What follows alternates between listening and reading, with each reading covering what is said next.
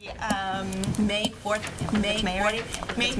Board of Education meeting to order. Has everyone had a chance to review the agenda?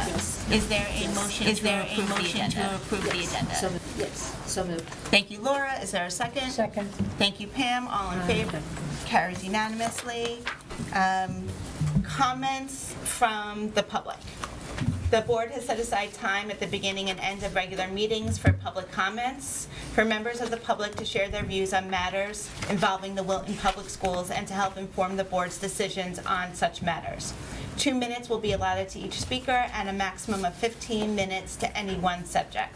For the record, please also give your name and address. There are comments from the public.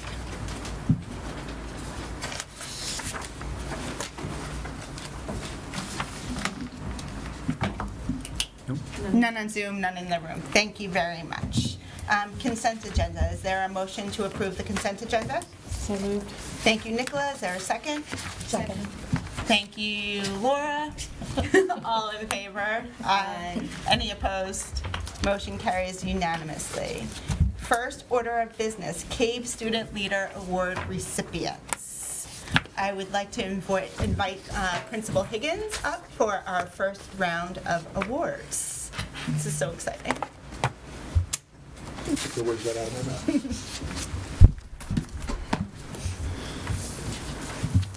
I think earlier this year when I had students come with me, I talked about it being one of the more exciting things I get to do, certainly as a principal, and I get to sit here and brag about students. So tonight is no different in that regard. So I'm really proud and honored to be able to sit here and say some wonderful things about two students that are being honored for this CAVE award. I just want to let the board and the public know a little bit about some of the criteria. The criteria leadership is that these students take on a willingness to take on challenges.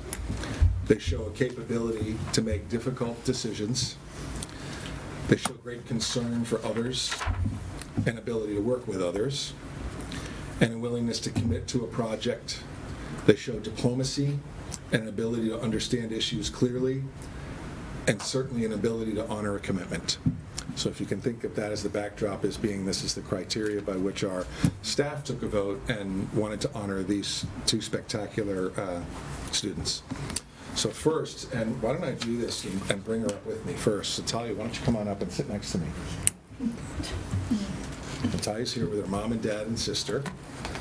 Welcome, Talia.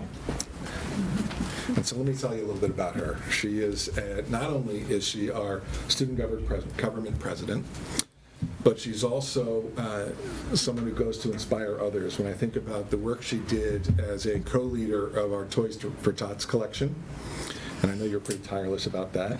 She's also a web leader, Where Everybody Belongs, that program that we use to orientate our sixth graders when they're coming in. She's a spectacular leader at that as well. She's certainly kind and patient with everyone and works well in groups. This is what other people say about her. She describes herself as being creative, independent, and attentive. In addition to that, she's an athlete. She plays softball. Are you still playing right now? Yeah. Okay, good. She's also an apprentice at Ambler Farm. She also knows how to have a good balance between her social and academic spheres. She can joke, have a good time with friends, but she also knows when it's time to buckle down and focus and get to work. She's a reflective, observant person. She often makes meaningful connections between learning those real-world moments and unafraid to share her thinking. She participated in the science fair, and she and her partner tested different bats and balls to see which combination was most effective, and she was involved peers in her research to do that. She's just very personable, not only to students but also to adults. She'll greet everyone and hold a conversation with anybody, and she certainly goes above and beyond in all that she does, and she's artistic too, as if she didn't have enough talents already, right? But I just want to publicly say congratulations to you, and thank you for being you. Thank you. Thank you. Great. Thank you. Jory, come on up. Yeah, I'll take a picture with you with these two guys, since it's the CAVE award. It's the board award. Oh, that's true. Right. Yes. Do you want to come up and take a picture, inside. Sunita? Get a close-up?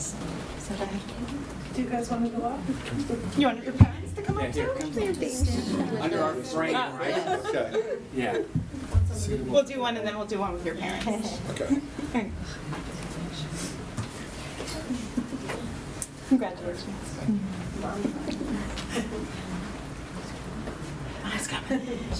Hold on. You worry, soft.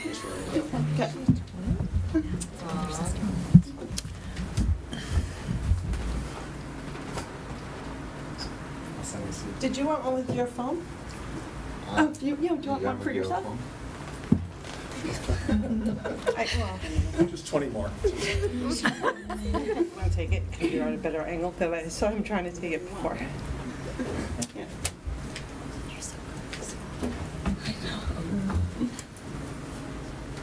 Here we go, ready? Great picture. You're welcome, congratulations. Congratulations, well done. Thank you. Thank you.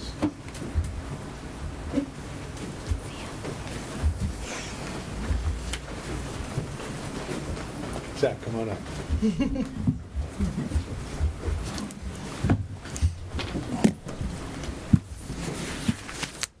So now I get to brag about Zach Helgeson.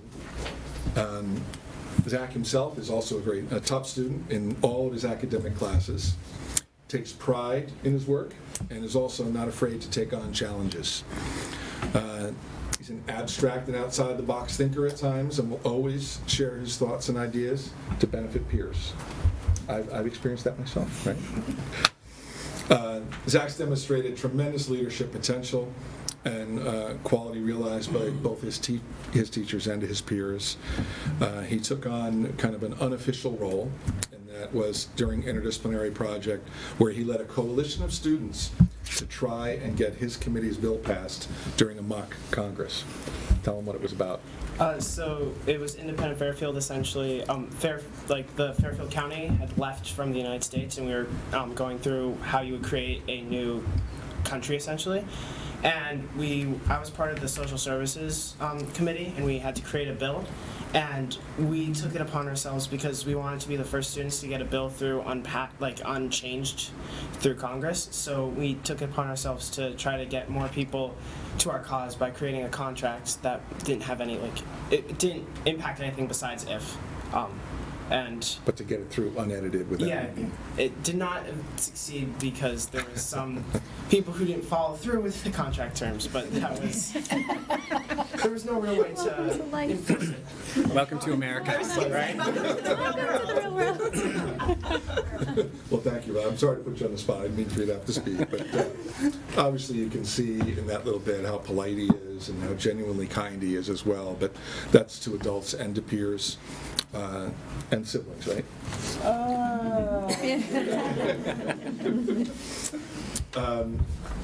Where was I? He's just careful to make sure everyone is included, and I've seen that myself, and it's really a true quality that I love about you. And he's true to himself and confident in who he is. He's involved in many different activities that benefit the entire Wilton community. He, too, is a web leader for the 6th graders at Middlebrook and was recommended for Peer Connections program by his teachers. He's also a student performer and has starred in many title roles in the Wilton Children's Theater. And I thought I'd give you just a couple of quotes from a teacher. One is, you're so confident and determined. I aspire to be as social and confident as you someday. And someone else who said, you always have a positive attitude and always treat everyone equally no matter what. You are always true to yourself. Zach Helgeson, everybody.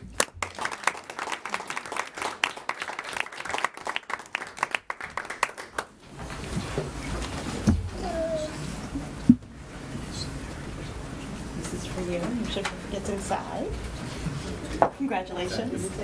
Here's that. Higgins, and then we'll have your family come in. Sounds embarrassing. No, it's not so bad. Do you want to join the picture? Congratulations. Much better.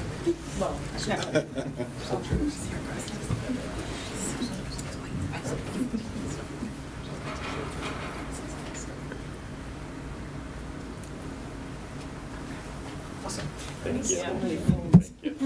Congratulations. Thank you. Congratulations. Well done.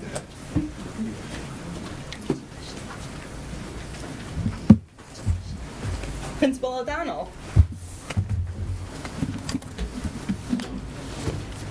George, Avery?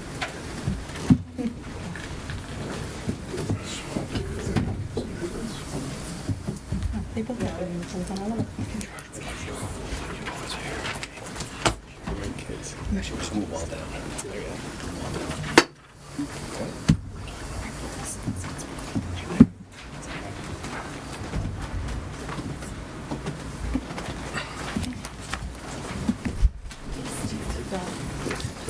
Well, we have two outstanding CAVE recipients tonight, in George and Avery. Before we do that, Talia and Jack, congratulations. We can't wait to welcome you to Wilton High School, and we're very proud of you.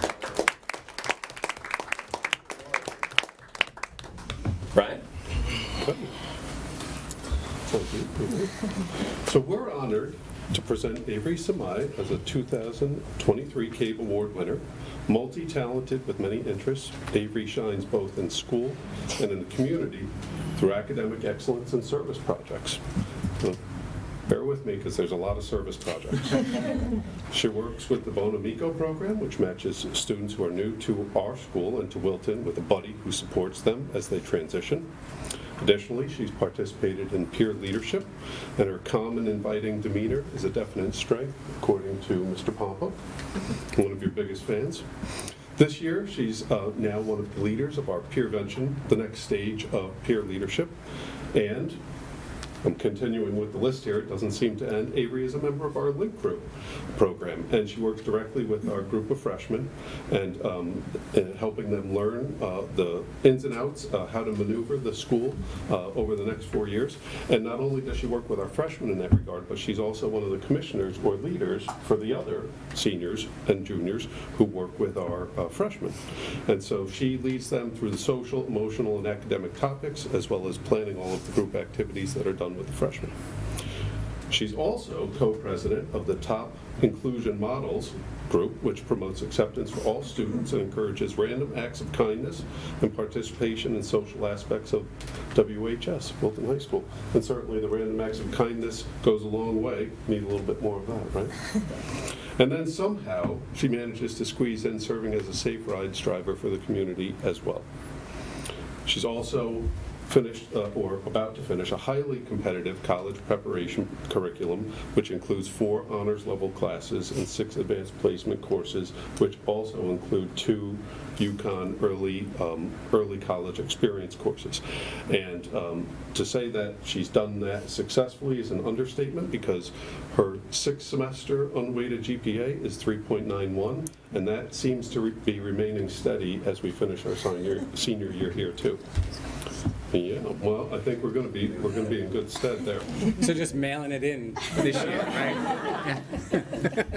Also a member of our National Honor Society and our Spanish Society, so it comes as no shock that all of her teachers describe her as committed, dedicated, fully responsible in all of her interests, while balancing all of her extracurricular activities and her academic excellence and her strong interrelationships with her peers.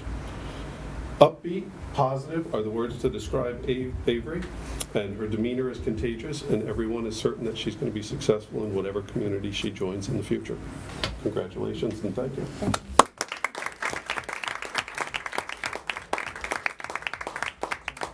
Avery, you want to do this one at a time? It's whatever you like to do. Ruth? Let's do it one at a time. Okay, great. Come on up. You should get your award right after all the praise. This is for you. Thank Your you. certificate's inside. Yeah, and You're Avery, you have welcome. to tell everybody where your Where you plans are going? next year. Oh, I'm going to University of California, Berkeley. Congratulations. Thank you. Yeah, yeah. So you guys have a fun Any place to alumni visit. in the room? Oh, really? Congratulations. It's Bob. beautiful. Yeah, you're going. Well, Brian. Yep. Brian? We're very proud of you. Very proud. Yeah. Congratulations. Thank you. Right here. Picture here, and then everybody.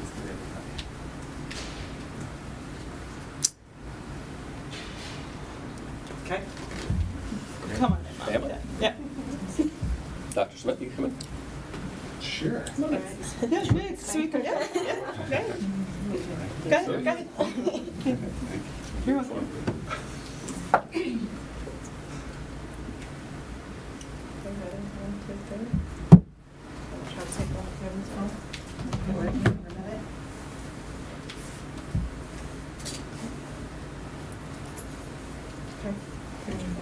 Thank you. Congratulations. Everybody, we're very proud.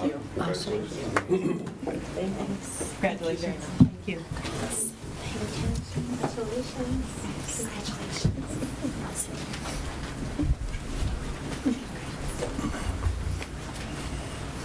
Our very own George Hahn. Yay. George is a true leader in the Wilton High School community. He immediately joined the WHS St. Baldrick's leadership team and helped raise over $53,000 for pediatric cancer cures. He's also the leader of our current 2023 event and was largely responsible for its continued success.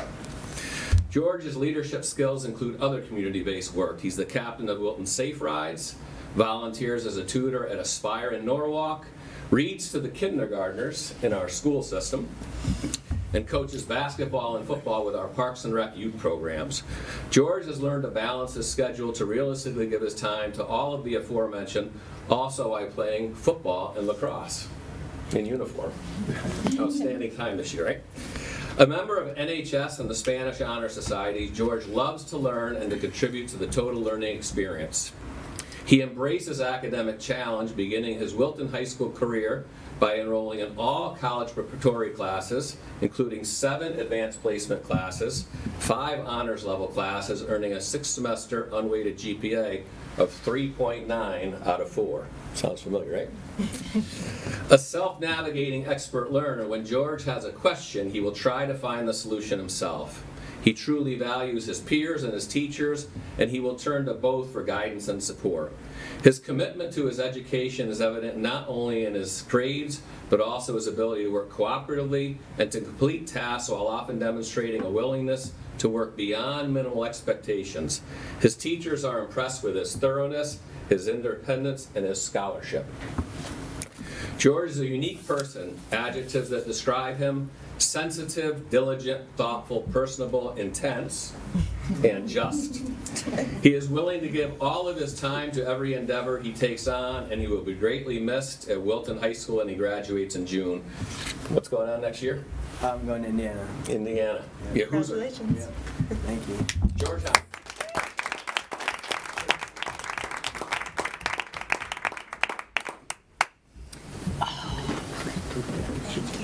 Get your picture taken again. It's the first of many, kid. Come on up, Mom and Get some Dad. parents up. Extremely proud. Well done.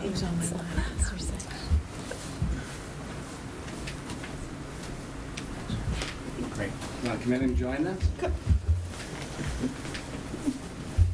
George's outstanding parents. Dr. Smith, coming in too?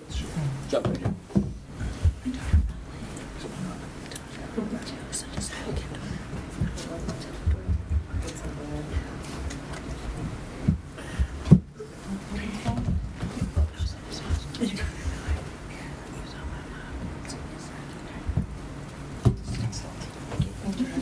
Congratulations. All right, so now, before we excuse everybody, we're going to put George and Avery on the spot. We've got a couple of rising freshmen in the room, so I'm sure high school went by in a blink of an eye. What advice do you have for our 2 rising freshmen?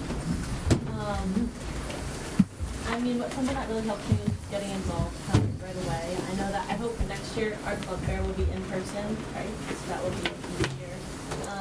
Because that was great our freshman year. I know that the club fair was great. It was in the field house and everybody was set up at the table and you got to walk around and see what you're interested in and sign up and stuff like that. Or playing a sport or theater or something right away to just give you like friends and a group of people who like associate with what you want to do and what you're doing and interested about is something really great to start with. Excellent. Excellent advice. George, how about you? Yeah, I would say like it might seem a little bit intimidating, but it's really not because the high school does a really good job of like integrating you into the process, and like you'll have advisors we'll have like the night crew leaders will be out Monday,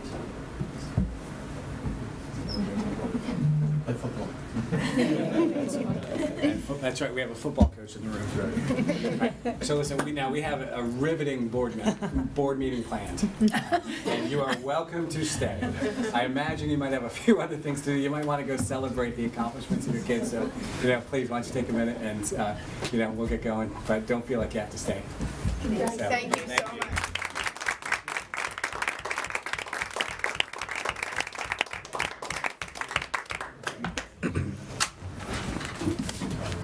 Can we start every meeting this way? I know. Okay. So fantastic. Great are they? Seriously. Amazing. That's just So fantastic. Right. So I assume Georgia was one of yours as a little Yeah. peanut? I've known him. Sorry. Yeah, I've known him since he was 2.5. Wow. Yeah. Yeah. Well done. Takes a village and, We have a good one here. yeah, impressive. I just have a short board chair's report tonight. One of the most important jobs as a Board of Education is to pass a budget and then support that budget and secure the funding. I would like to thank the community for participating in this year's budget process. On Tuesday evening, the annual town meeting approved for the town to vote on a BOE budget of $89,181,692, representing a 2.89% year-over-year increase. I encourage all eligible voters who have not yet voted to vote. Voting continues this Saturday, May 6th at the Clune Center, and voters must be in the building by 6 p.m. to cast their ballots. This Monday starts Teacher Appreciation Week. On behalf of the board, I would like to extend a heartfelt thank you to all our incredible teachers who work tirelessly day in and day out on behalf of all of Wilton students. You bring the magic to the classroom and joy to teaching and learning. You are the backbone of our system, and we thank you for all that you do. I'd also like to encourage participation in Monday night's virtual fireside chat with our own Kevin Smith and Jennifer Wallace. Wallace's book, Never Enough: When Achievement and Culture Become Toxic and What We Can Do About It, features a full chapter on the Wilton community. The program is presented through the Wilton Youth Council, the Wilton Public Schools, Thrive with a Guide, and the Wilton Library. And registration is free through Eventbrite, and information can be found on the Wilton Youth Council website. Yeah, thank you. Yeah, I appreciate that. And Jennifer's book's really good. I got an advanced copy, and I think it's going to be a must-read for everybody. So I'm looking Wide forward release to that. this summer, I believe, end of the summer. Yeah. So I just have a few updates. First, a couple of congratulations are in order. We want to congratulate Mr. Brandon Tagano and our high school esports team. So we have a high school esports team, and they beat Greenwich in the state championship finals and are the state champions. So congratulations to Mr. Tagano and our esports team. We also want to congratulate Harper Crawford, who's a student over in 8 Green. She won a bronze medal in the National PTA Reflections Contest. Harper received the National Award of Merit in the Literature category, so bravo.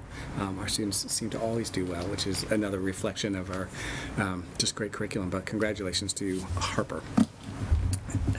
Last week, I attended a focus group at Cider Mill. The focus groups were designed to solicit teacher feedback and input around a number of school climate questions based on some of the recent school climate survey data. The survey, as well as the focus groups, revealed, and shouldn't really be a surprise to anyone, that our teachers have a tremendous commitment to our students and families. Overwhelmingly, they reported finding meaning in their work, identifying commitment to Cider Mill School, as well as commitment to growing our students academically and socially and emotionally. When I was over there were kind of 3 questions, and the first one was about, what do you celebrate? What do you really enjoy about Cider Mill? So in addition to their peers, they talked about just the quality of the facilities at Cider Mill, and they saw that as a strength. They appreciated having all of the resources at their disposal, whether the material or personnel. They identified instructional coaching specifically, and they really valued the opportunity to work together and to collaboratively problem solve. One of the concerns that came up when I was over there was a very strong feeling that they were misrepresented in comments and in discussion here at the last Board of Ed meeting. One of the primary contributors to that was a misquote in Good Morning Wilton. It was written that Chuck suggested that our teachers were resting on their laurels when we were discussing the map. That's not what Chuck said. That's not what he said. I went back to watch the tape just so I could clarify, and then I called Heather and asked her to take a look at it too, because it's important we get it right. As I've been thinking about that, and it's really through the conversation with the teachers over at Cider Mill, I was also reminded that in forums like this, when we're speaking in public, we have a commitment to be transparent and a commitment to the truth, but we also need to be cautious in how we interpret those results and assign causation. And we also need to be particularly sensitive about how we present those, because not just the Cider Mill teachers, but others, as they're listening or attending even partially, can easily come to an inaccurate conclusion. And so I'm going to take the lesson for myself, and just to remember to be just sensitive about, as we're talking, especially when the news isn't good, and certainly the MAP scores news as we were looking at it, there's reason to be concerned. And so in conversation with some of the folks over there, they're all concerned, and the teachers are feeling frustrated, but I think we want to be careful. I want to be careful about not piling onto that and, contributing to any, further frustration. So, also, I was over there today with Jen, and we attended a couple of IETs. I think some of you have invitations, or a couple of you at least have gone or will be going, and that invitation has been extended to everybody. They're anxious to just, again, to share, that we know how hard they're working, but, that they're committed to the accelerated framework, and, they've generated a lot of insight over the course of the last 2 years about how to work with kids, and so they would appreciate the opportunity to share that with us in smaller groups, and, I would just encourage people to take advantage of that. On the note of the focus groups, they were organized by Jen Ringelheim and Kim Zemo, and they did a masterful job of pulling them together and organizing. I want to recognize those two for doing that. Those two, with Jen and me, had a follow-up meeting earlier this week. They've already begun to do the data analysis, and they're planning a follow-up. Is that happening next week, Jen, on the 10th? 2 weeks. In 2 weeks, okay. So in 2 weeks, so they'll present kind of the themes, and then, coming from there, I fully expect that the teachers will put their best thinking forward and develop a different kind of action plan. So the kinds of things that they're looking at and really concerned about are, just the schedules, the number of intrusions in the day. There have been, lots of questions and concerns just about, kids' interactions with each other, and, some of these, I think, lingering effects of the pandemic. And so I fully expect that they'll respond to that. I'm going to go and speak to the whole faculty. I think Chuck's going to come with me next Wednesday, and we're just going to have a conversation with them. And, we want to, again, just reassure them. We have no doubt that they're really leaning into the work, and I want to make sure that they feel the full support as they continue, to work through this year and go forward. And so after they've had a chance in a couple of weeks to kind of do some of the work, we'll have some preliminary thinking. Probably by the June 1st board meeting, our last one of the year, we'll come back and we can talk a little bit about what that was about and just give you a sense of how we're going to proceed moving forward. Thank you. First item under review and committee reports. Policy did not meet. Neither did business ops, but I know teaching and learning did. All right, our first topic was STEM curriculum review, which I'm going to pass on because Fran's going to share in a little bit. We talked about science and social studies. Both science and social studies, Karen and Trudy both talked about better ways to push out information to the community so people knew more about what was going on. They talked about different ways for that to happen. In science, Trudy shared that you guys know that NGSS is given in 5th, 8th, and 11th, and that generally we've done very well. If there are some areas of growth, which there always are. Just moving forward, Cider Mill is going back to having their 3 full science units. If you guys all remember, it was put on hold for unfinished learning. Middlebrook is piloting a program to look at gaps. There'll be 1 in each grade. And the high school is going to have a subcommittee of teachers to look at general science topics in bio, chem, and physics. And then all schools will have some type of assessment throughout the year to check in, particularly in 3rd, 6th, and 9th. And I was assured, because we all know how much I love testing, that it wouldn't be more than once. And I'm going to hold you all to it.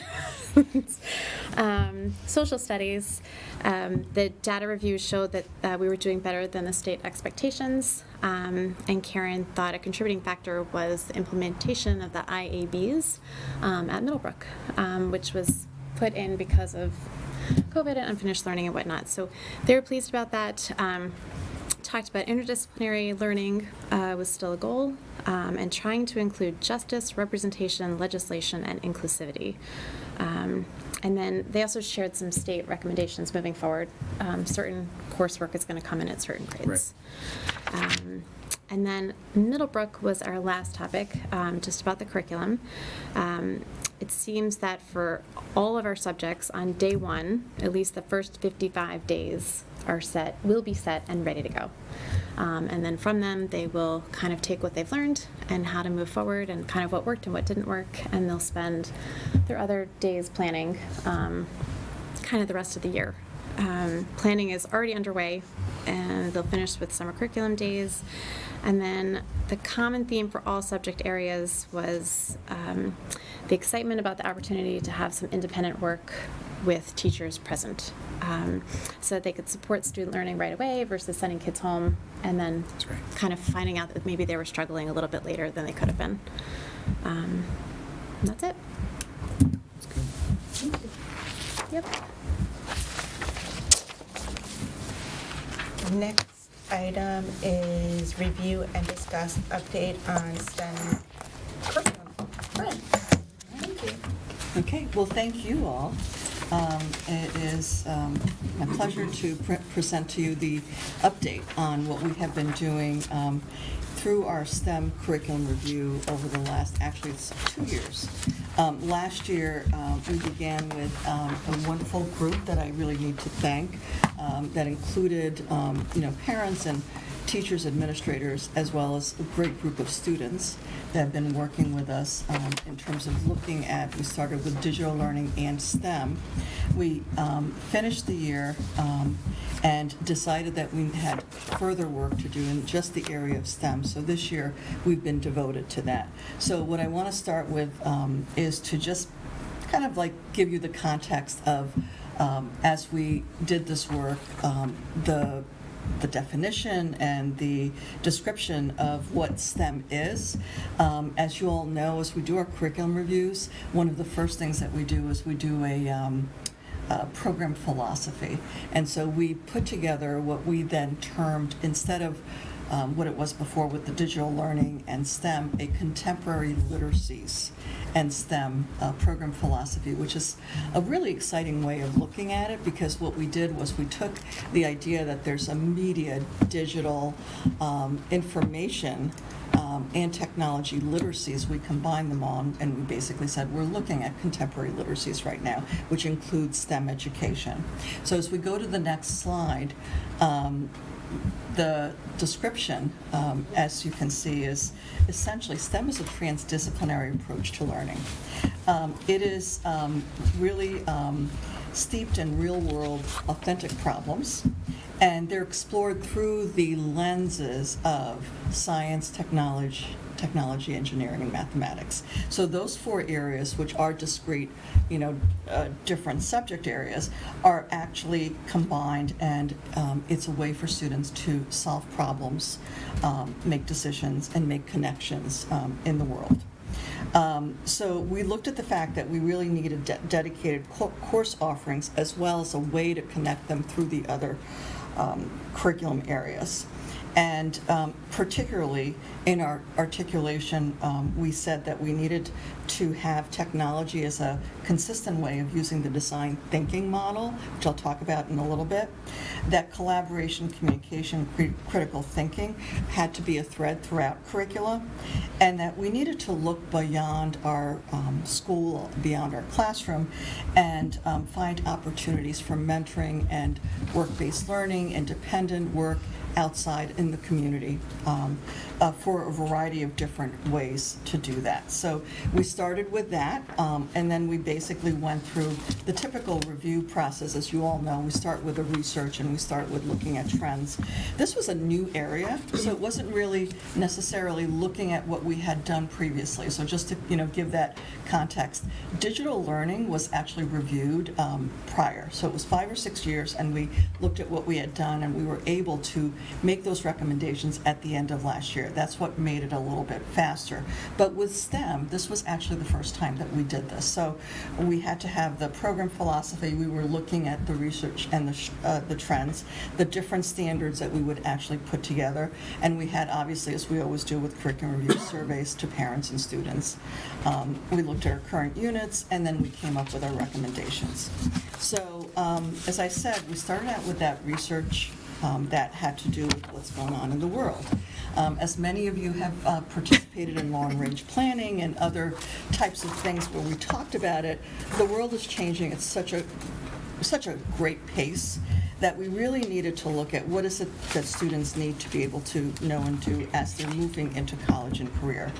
And so we looked at the skill set that corporations and organizations that hire our students are looking at. So if you look at these societal shifts, you'll see that the types of things that really our students need are critical thinking and creativity and leadership. A lot of the things that we heard about, as we heard about our CABE student winners tonight, technology design and programming is actually part of those skill sets. It's become a very big aspect of what our organizations and companies need. So in a nutshell, essentially our students need to be able to pivot and adapt very quickly. And as you all have watched AI and what's going on in the world with artificial intelligence, you're getting a sense that this is going to be a very big part of our students' lives as they get older. So we looked at what the state is recommending in terms of implementation, and this I'm going to focus on computer science for a minute, which is the T of the STEM, the technology. And essentially, the state basically says there's 3 different models of implementation. And we looked at this and said we, as Wilton, would not accept basic or actually even moderate. But if you look at the exposure that our students would have in those particular columns, you'll see that STEM would be just integrated in general classroom and only integrated in math, science, and other subjects, or an independent course in middle school. And then at the high school, you'd only look at introductory courses or a few specialized courses. So what we were really focused on was on the left-hand side, because as Wilton, we really want to make sure that we provide our students with what they need as a broad and deep exposure in STEM. So at the elementary level, the guidelines are that we have an independent course, a special as they would call it, similar to a music and art. In our case, we're using our LLC, and units are actually pushed out through there in the area of STEM. At the middle school, the requirement, or the guideline, I should say, is that it be integrated, but there also be independent course at each of the grade levels. And then finally, at the high school, the recommendation is for introductory course plus AP computer science plus specialized courses. So they're really looking for more of a robust offering. On the next slide, you'll see that there is a way of looking at STEM where you're looking at each of the different subject areas, and you've got the standards, the ISTE standards, that are actually weaving through as cross-disciplinary type of concept throughout, as well as computer science as its own column. So we want to make sure that people understand that, yes, we can do the application, but at the same time, there needs to be direct instruction of computer science. So we took that and we went to what are recommendations. So the recommendations came from the state guidelines, what the standards were, and what we heard from the surveys in terms of the results. So this is what we heard. Parents overwhelmingly asked that there be more STEM, specifically at Middlebrook, but also, and you'll see in the recommendations, that there be more at the high school. Students specifically talked about the fact that with computer science, they'd get to a certain grade and not have any more offerings. So if they were really on a path to take computer science, they may run out of courses to take come junior year. And basically, we were requested that we develop a complete pathway that would be a pre-K-12 pathway in this area. So we took the recommendations from last year, we came into this year, and we are obviously following the computer science standards for Connecticut, the state. And I wanted to just kind of show this graphic that when we talk about ISTE and the computer science standards, they basically overlap in terms of what the computational thinking part of it is. But the standards in computer science are specific to that and should live separately from the integration type of standards that would be throughout. So this graphic kind of just gives you like the intersection and the fact that there are standards in both areas that we need to fulfill. We also talked about the fact that there should be a design thinking process that is something that gets built upon, so that it might be a little bit simpler at the lower levels, but then it gets built upon. The one that I'm showing you is one that's typically used. It's a Stanford model. It really is, the whole idea behind STEM is that you have students problem solve, and by using this kind of framework, they're able to do so. A big part of it is the fact that, they're building these prototypes and they're testing them and they're retesting. So when you think about programming, you're going through the program, but then you have to bug and debug because it doesn't always come out the way that you want it. So you have to have this reiterative process that you go through. So quickly through the pre-K-5 STEM, I would invite everyone to go into our LLC classes as they're doing their units on coding. It is absolutely phenomenal. You come out of there and you kind of get the sense that, wow, they are really coding. They're doing Scratch, Junior, I guess, in the lower levels, and they go into Scratch as you go into Cider Mill. It's Blockly coding. They code a variety of different things. I have even seen them code a little caterpillar that kind of like moves around. It's very cute. But the students are actually involved in the design cycles I talked about, in robotics through things like Osmos, Osabots, Makey-Makeys. So they're doing all of these things that actually are the foundation for what computer science is all about in coding. And in both schools, it's being done extremely well. It's being done through our Library Learning Commons folks.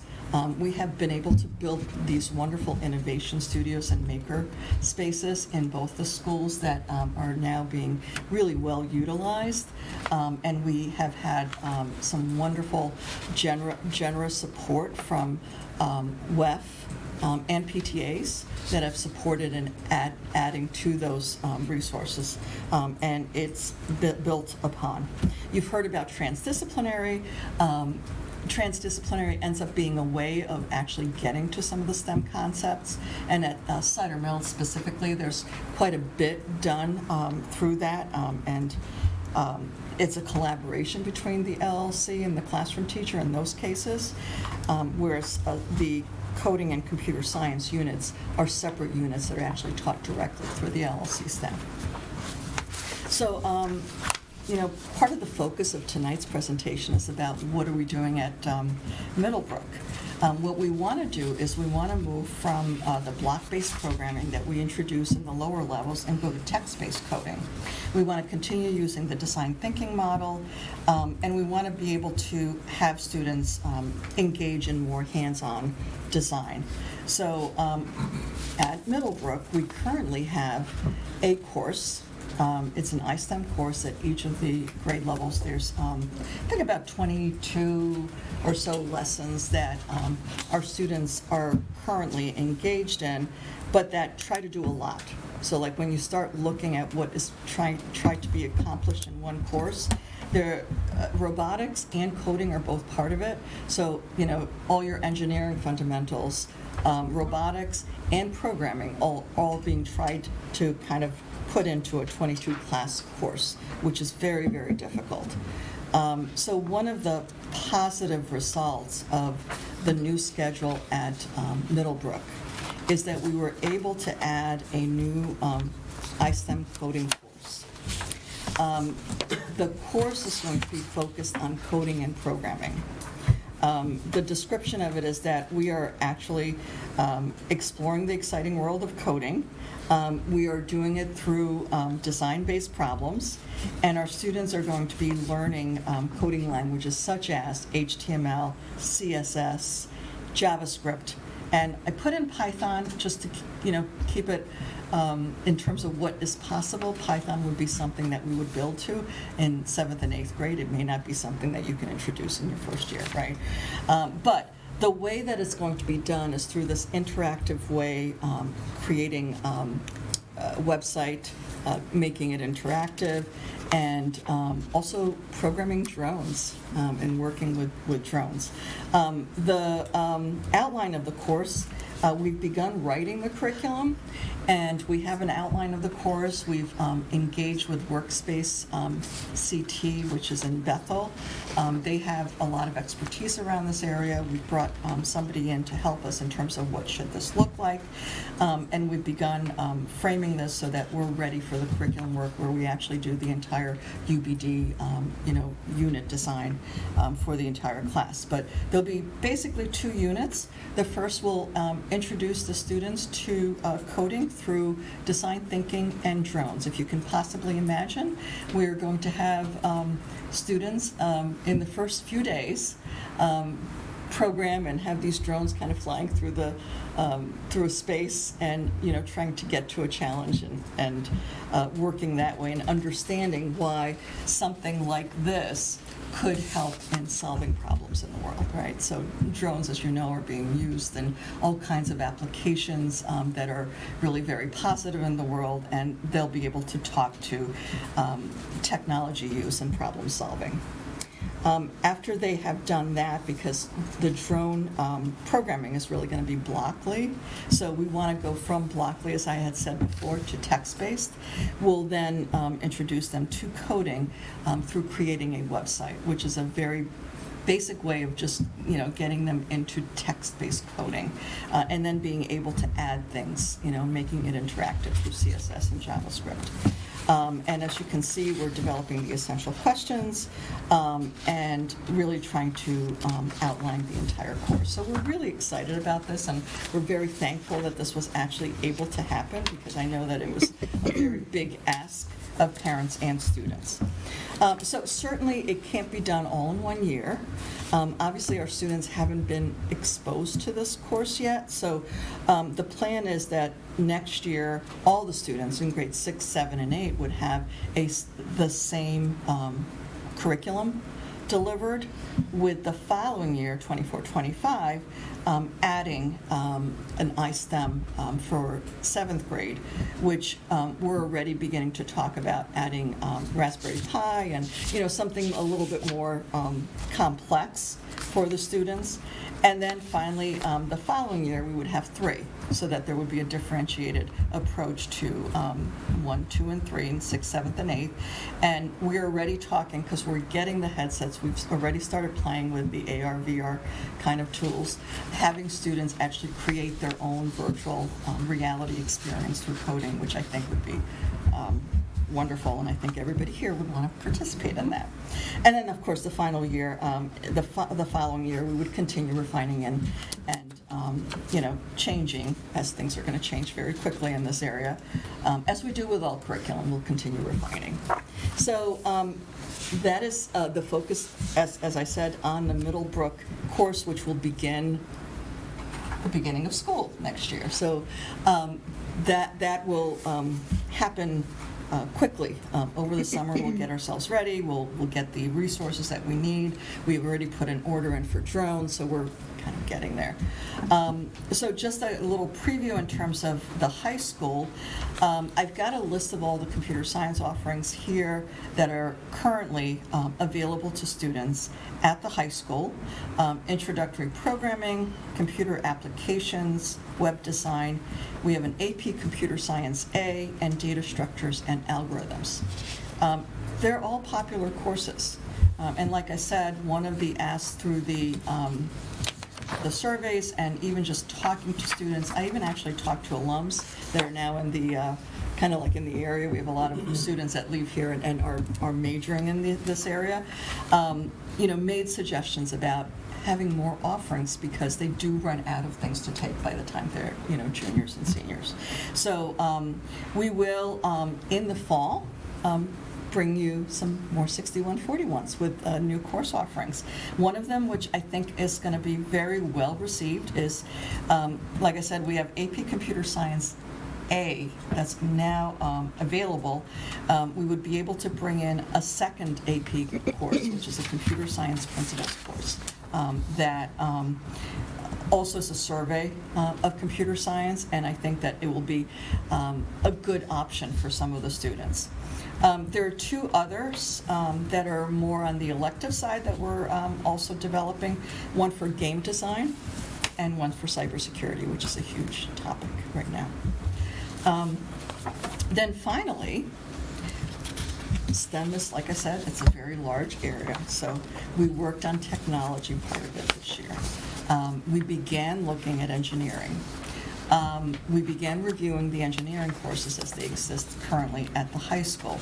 I brought in students that are, our robotic students that are like amazing. They brought in their robot our last curriculum review meeting and talked about what they're doing.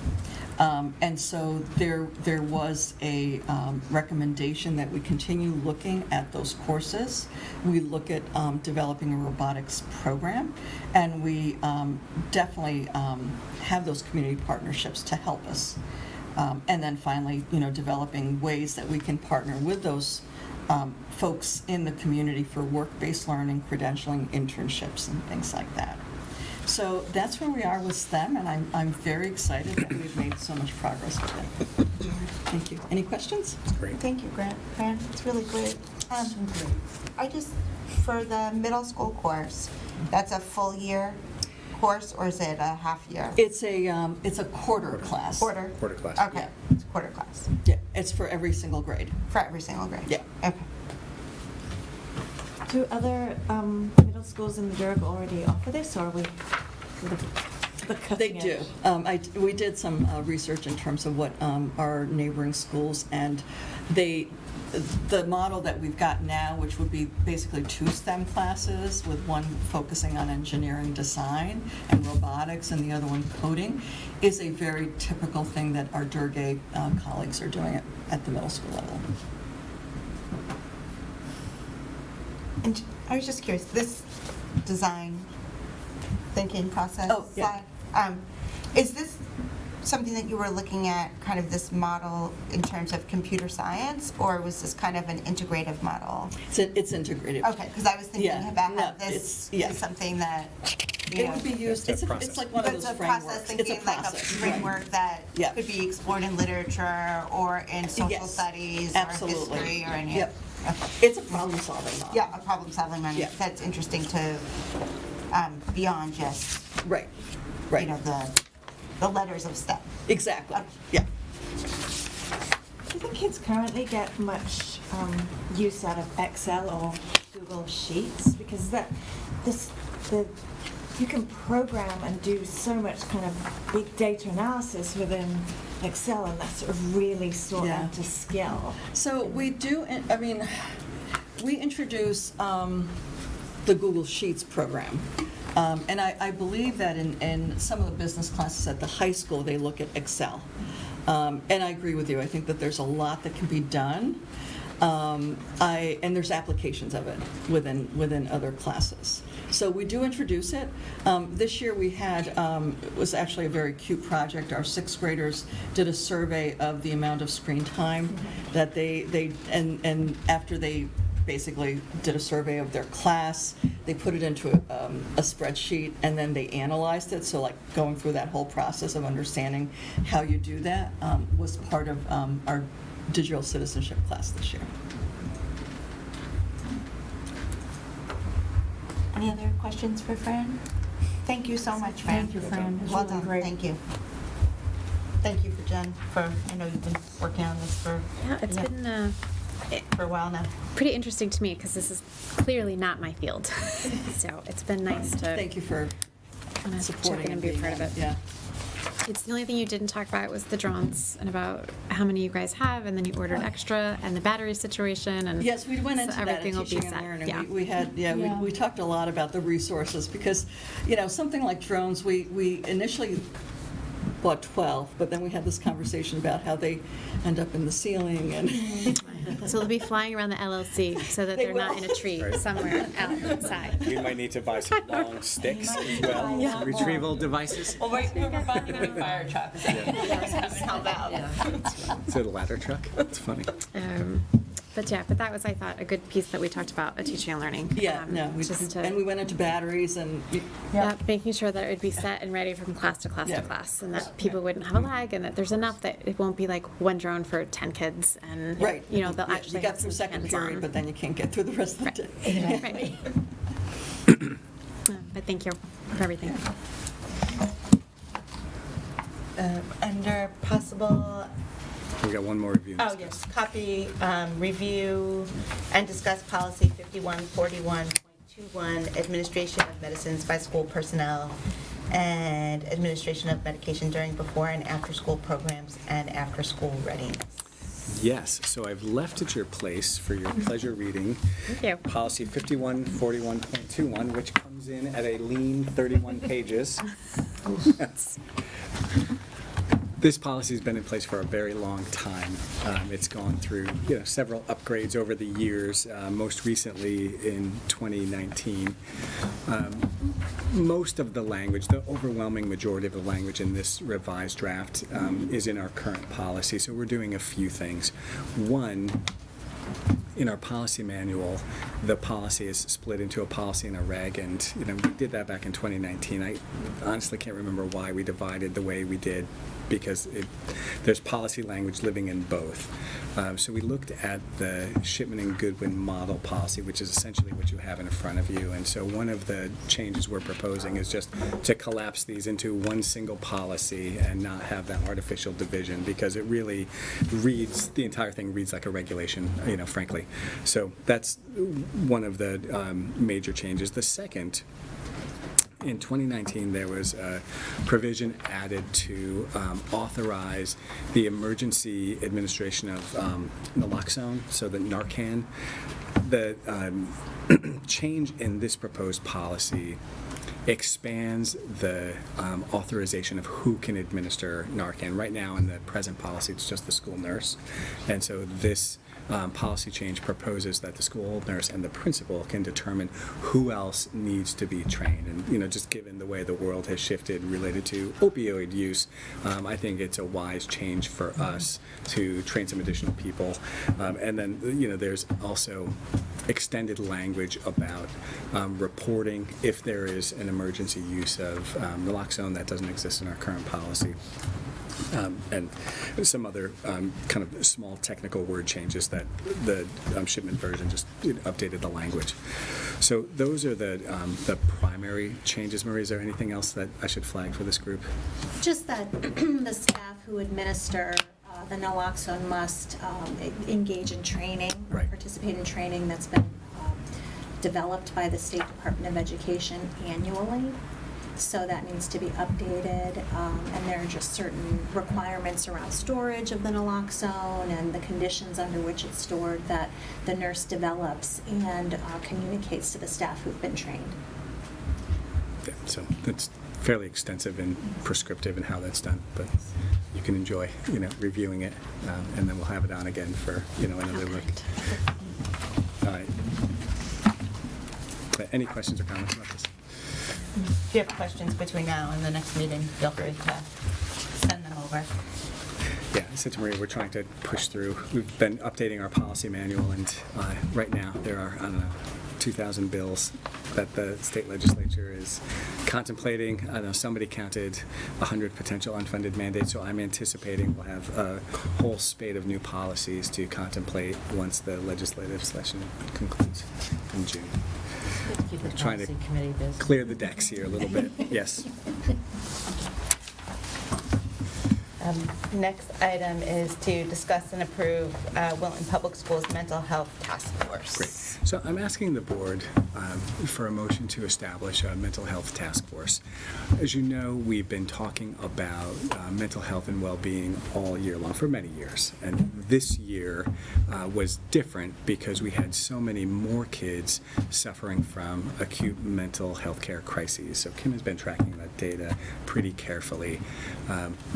Back in March, we co-sponsored with a number of other groups in town a mental health forum here at the Y, and there was lots of really, good conversation about mental health in general, the challenge in finding providers, but there wasn't really conversation about some of the core drivers of what's really creating these conditions for our kids and for kids across the country.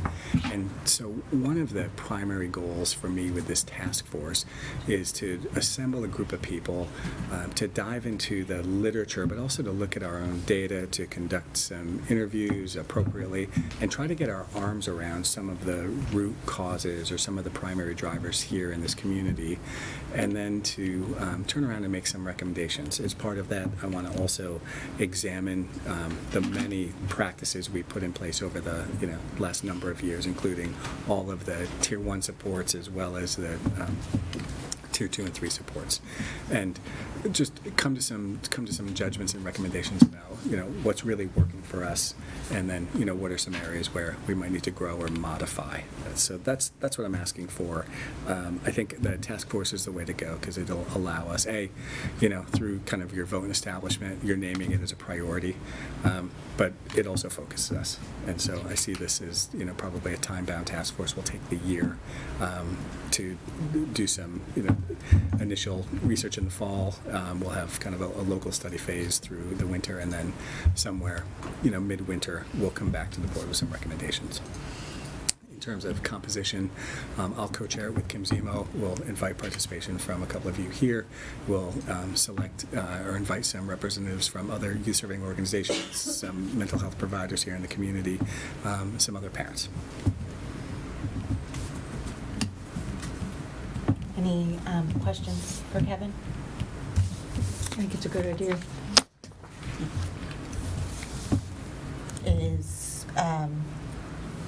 I think, and I also like how it's modeled almost to some extent very similar to what we were just talking with our curriculum review to some extent, kind of really looking at kind of the larger problem, drilling it down a little bit, and then seeing what we already have in place and figuring out how we can improve and move forward and where our gaps are and ideas that maybe we haven't even thought of.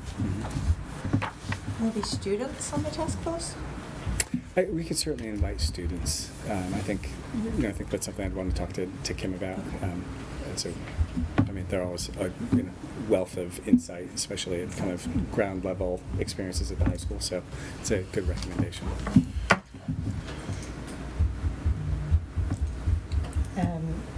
Is there a motion to establish a Wilton Public Schools Mental Health Task Force? So moved. Thank you, Nicola. Is there a second? Second. Thank you, Jen. All in favor? Aye. Any opposed? Carries unanimously. Thank you. To future business and information. Annual town meeting voting continues on Saturday, May 6th at the Clune Center between 8 and 6 p.m. Again, in the door by 6 to vote. There will be a Board of Education regular meeting with an anticipated executive session starting before that at 5 o'clock on May 18th. There will be a Board of Education regular meeting, our final one for the school year, on June 1st in the Zellner Gallery. Comments from the public? Are there any comments from the public? None on Zoom and none in the room. Meeting is adjourned at 8:05. Thank you all very much.